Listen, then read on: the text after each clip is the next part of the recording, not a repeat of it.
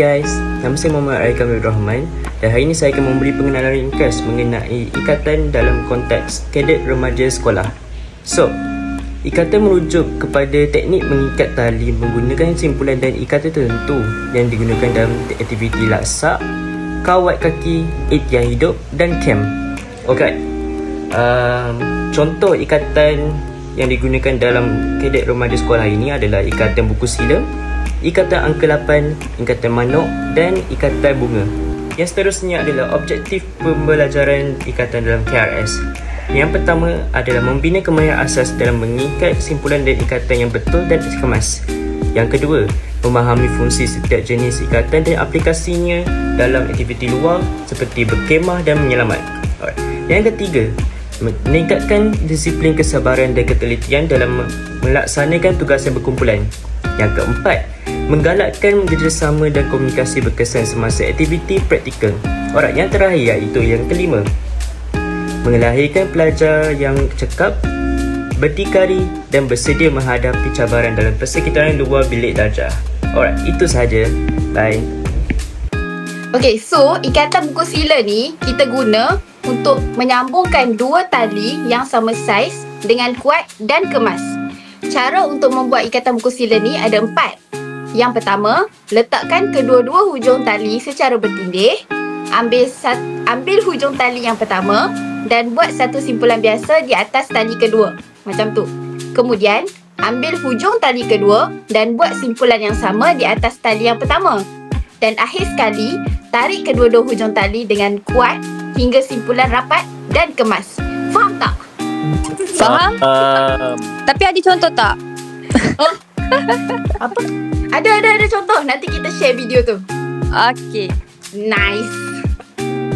Ikatan yang kedua tu ikatan angka 8 kan? Macam mana nak buat tu? First, dia punya cara buat tu, buat satu gulungan kecil pada tali. Lepas tu bawa hujung tali melintasi tali utama dan masukkan semula ke dalam gulungan dari bawah. Lepas tu tarik kedua-dua bahagian tali sehingga berbentuk angka 8. Lepas tu kegunaan dia mengelakkan daripada hujung tali, daripada terlucut daripada lubang ataupun peralatan. Okey, sekarang kita sambung dengan ikatan yang ketiga iaitu ikatan manuk. Ikatan manuk ni kegunaan dia untuk mengikat tali pada objek pegun, contohnya macam kayu, buluh ataupun tiang. Cara membuat dia senang je, ada 4 step juga. Yang pertama, lingkarkan tali pada sekeliling objek. Kemudian, silangkan hujung tali di atas tali utama. Masukkan hujung tali ke dalam gelungan yang berbentuk dan tarik sehingga kemas. Lepas tu, akhir sekali, ulang langkah jika perlu untuk kuatkan ikatan tu. Lepas tu, kita ada ikatan yang terakhir pula. Ikatan tu nama dia apa? Bunga geti. Cara buat dia, buat satu gelungan berbentuk bulat pada tali. Lepas tu, pusingkan hujung tali beberapa kali untuk mengelilingi gelungan. Seterusnya, masukkan hujung tali ke dalam ruang tengah simpulan.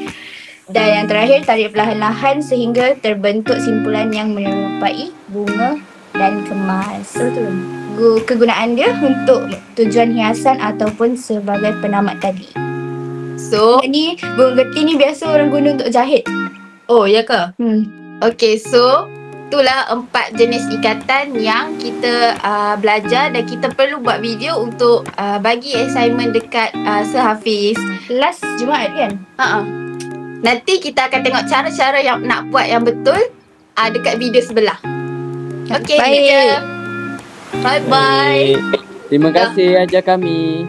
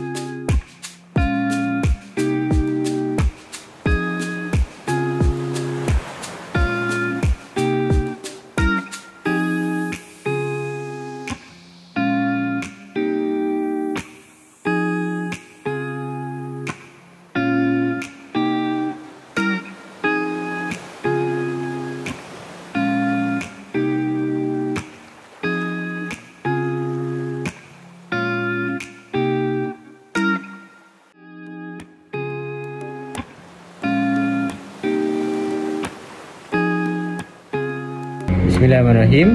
Nama saya Muhammad Amin Rashid Al-Hafiz. Jadi saya akan lakukan refleksi bagi kumpulan kami, kumpulan 7. Jadi sejauh manakah kami berjaya dalam melakukan aktiviti ini? Saya boleh katakan kami berjaya walaupun kami perlu menempuhi beberapa cabaran sepanjang proses pembelajaran ini. Kami telah melakukan proses pembelajaran secara dalam talian. Kami belajar bersama-sama, melihat video-video, contoh-contoh video yang telah dah hantar ke dalam grup, dan kami belajar secara perlahan-lahan sehingga kami berjaya melakukan setiap ikatan, setiap teknik dalam ikatan tersebut. Dan apakah cabaran yang kami terpaksa tempuhi? Kami perlu menghadapi cabaran dengan masa, komitmen antara ahli kumpulan, dan macam mana nak dapatkan kesatuan dan kerjasama oleh semua ahli kumpulan. Dan saya dapat bilang, saya dapat katakan kami semua membantu satu sama lain. Lebih-lebih lagi ketika proses melakukan ikatan tersebut, kami telah mengaturkan setiap ahli kumpulan akan ada pasang-pasangannya, dan kami membantu satu sama lain jika pasangan ni tak dapat buat teknik yang telah kami pelajari. Kami akan betulkan di manakah silapnya, apakah cara yang sebenar, apakah cara yang betul. Jadi saya boleh katakan secara keseluruhan kerjasama dan komitmen merupakan tunggak asas dalam kejayaan kami melakukan aktiviti ini. Jadi alhamdulillah kami berjaya melakukan aktiviti ini daripada mula sehingga ke akhirnya. Jadi itu saja bagi refleksi kumpulan kami. Sekian, terima kasih.